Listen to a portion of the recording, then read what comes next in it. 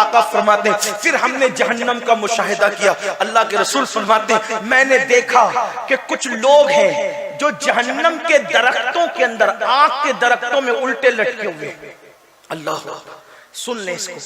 پتہ نہیں یہ بات میں کبھی آپ کو سنا سکوں گا یا نہیں. یہ عنوان رجب کی بنیاد پر، معراج مقدس کی بنیاد پر ذہن میں آ گیا، لیکن غور کر لیں، بہنیں بھی غور کر لیں کہ جہنم کی آگ کے درختوں میں کچھ لوگ الٹے لٹکے ہوئے ہیں.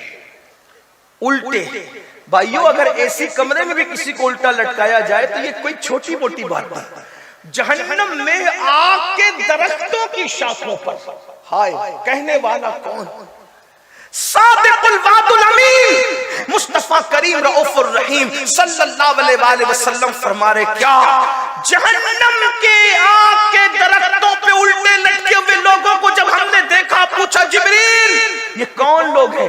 جبریل امین نے عرض کی یا رسول اللہ یہ ماں باپ کے نافرمان لوگ ہیں، یہ ماں باپ کے گستاخ لوگ ہیں، ماں باپ کے غدار لوگ. ہائے ہائے کہاں لٹکے؟ جہنم کے اندر، جہنم کی آگ کے درخت کی آگ کی شاخوں پر. کیا حال ہے ان کا؟ آج کل دیکھو کتنے لوگ ماں باپ کی فرما برداری کرتے. نوجوان لڑکے تو ماں باپ کو کیا کہتے ہیں؟ بڈھا بڈھی ڈوکرا ڈوکری، کیا کیا ماں باپ کو ماں باپ بھی نہیں کہتے. اور اگر ماں باپ بیچارے بھولی بالی صورت کے ہوں تو اپنے دوستوں کو ان کا تعارف بھی نہیں کراتے. میں نے میرے ایک دوست کو سنا، جب اسکول پڑھنے کا دور تھا، طالب علم تو ابھی بھی ہوں، اسکول پڑھتے تھے، تو اتفاق ایسا ہوا کہ چند دوست اس کے برتھ ڈے کے موقع پر اس کے گھر گئے. ایک بڈھا بیٹھا ہوا تھا، بڑے میاں ایک دم میلے کچیلے سے کپڑے پہن کر. دوست بھی اچھے کپڑے میں تھے، وہ جناب بھی اچھے کپڑے میں تھے. پوچھا ہم لوگوں نے کہ یہ کون ہے؟ تو بولے یہ ہمارے گھر میں کام کرنے والا ہے. جیسی کا کام کرنے والا ہے، بڑے میاں کا چہرہ اچانک بدلا، آنکھ میں آنسو آئے، وہ گھر کے اندر داخل ہو گئے. ایک کام کرنے والا اتنا بے تکلف تو گھر میں داخل نہیں ہوتا.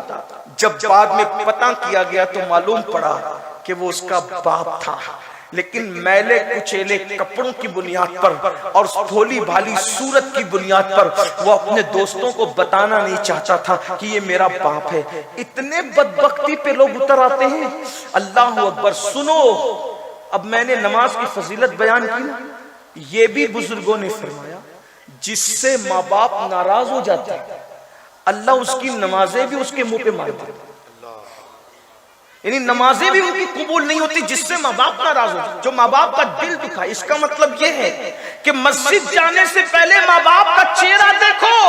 ماں باپ ناراض ہے کہ خوش؟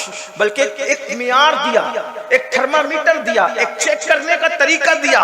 ایک صحابی نے پوچھا یا رسول اللہ صلی اللہ علیہ وآلہ وسلم، حضور یہ بتائیں کہ ہمیں یہ پتہ نہیں چلتا نا کہ اللہ ہم سے راضی ہے کہ ناراض ہے، کیونکہ اللہ نظر نہیں آتا، اللہ سے بات نہیں ہو سکتی، اللہ دکھائی نہیں دیتا، پھر کیسے پتہ کرے کہ وہ راضی ہے کہ ناراض ہے؟ میرے آقا نے فرمایا گھر جا اور دیکھ تیرے ماں باپ تجھ سے راضی ہے کہ ناراض ہے. اگر ماں باپ راضی ہے تو اللہ بھی راضی ہے، اور ماں باپ ناراض ہے تو اللہ بھی ناراض ہے. دیکھ لو، معیار دیا. اور آج کل کے نوجوان بچے خاص طور پہ پسند کی شادی کے معاملے کو لے کر، اور بیٹیاں خاص طور پہ ماں باپ کا بہت دل دکھا رہے، ماں باپ کو بہت تکلیف پہنچ. میں سمجھتا ہوں کہ 60% لڑکے اور لڑکیوں کا مسئلہ ہے کہ وہ پسند کی شادی کے معاملے میں ماں باپ کا دل دکھاتے، ناراض کرتے. میں نے ایک ویڈیو دیکھی، کلپ، ایک بیٹی پولیس اسٹیشن میں بیٹھی ہے، باپ اس کے ہاتھ جوڑ کے کہہ رہا ہے میری بیٹی میں گھر چل جائے.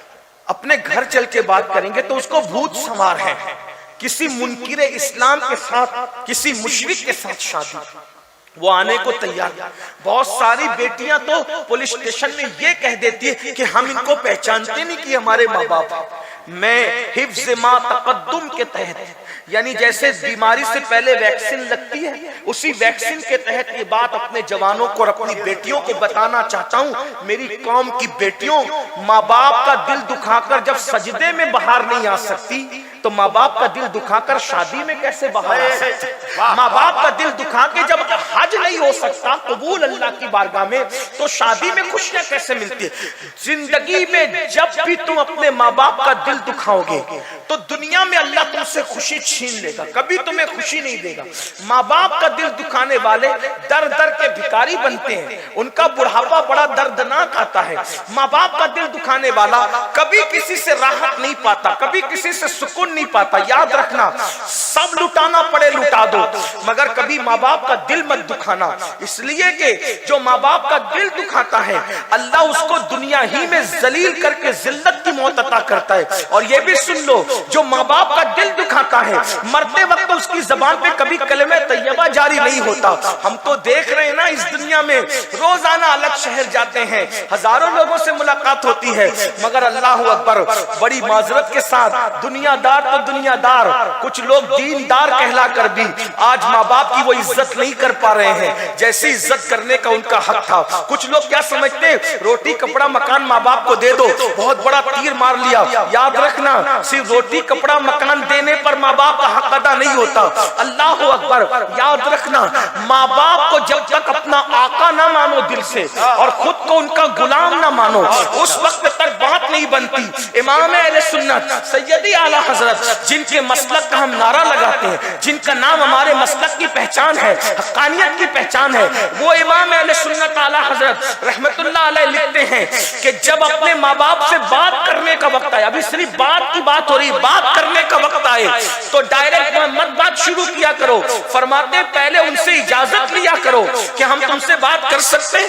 کتنی مقدس ہستیاں یہ، بڑی معذرت کے ساتھ بھائیوں، سب کے آگے ہاتھ باندھ کے کھڑے رہنے والوں، کبھی ماں باپ کے آگے بھی ہاتھ باندھ کے کھڑے رہتے ہو؟ وہاں تو سینہ تان کے کھڑے رہتے ہو، وہاں تو آنکھیں بڑی بڑی کرتے ہو، ان کو ڈانٹتے ہو، جو 6,000 اور 10,000 کی نوکری دے اس کی غلامی کرتے ہو، اور جس ماں نے زندگی اور موت سے کھیل کر تمہیں پیدا کیا، جنم دیا، اس ماں کو کنیز سمجھتے ہو، اس ماں کو غلام سمجھتے ہو، اس باپ کو غلام سمجھتے ہو۔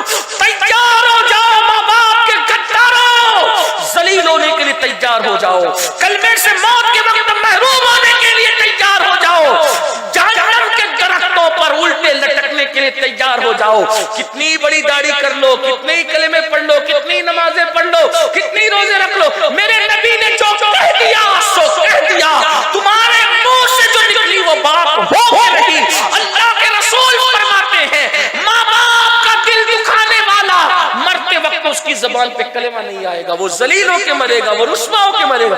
ایک بات اور یاد آ گئی، یہ بھی حدیث پاک میں آیا، مفہوم ہے، جو ماں باپ کا دل دکھائے گا قیامت کے دن وہ سور کی شکل لے کر اٹھے گا، خنزیر کی شکل لے کر اٹھے گا۔ اللہ اکبر۔ بلکہ فقیہ ابو اللہ سمرقندی اپنی کتاب میں لکھتے ہیں، آقا فرماتے ہیں مجھے اتنی تکلیف کسی کے معاملے میں نہیں ہوتی جتنی تکلیف ماں باپ کا دل دکھانے کے معاملے میں ہوتی ہے۔ آقا فرماتے ہیں میں اللہ کی بارگاہ میں عرضی کروں گا، توجہ کرو، یہ فقیر لکھ رہے ہیں سمرقندی، اور یہ فقہ حنفی کے بہت بڑے امام ہیں، اور کتاب کا نام بھی سن لے تاکہ لوگوں کو یہ نہ لگے کہ میں کوئی مبالغہ کر رہا ہوں۔